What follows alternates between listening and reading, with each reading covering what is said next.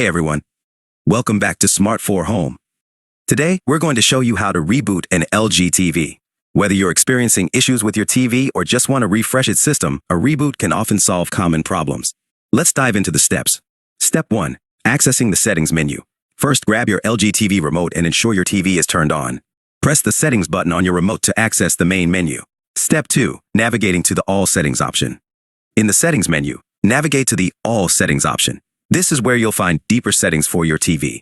Step 3. Selecting General. Scroll down or navigate to find the General option within the settings.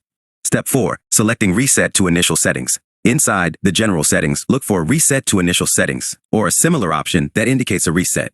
Step 5. Confirming the reset. You'll be prompted to confirm the reset. Select OK to proceed. Please note, this will reset your TV to its factory settings, so make sure you're okay with losing any customized settings. Step 6. Restarting your LG TV.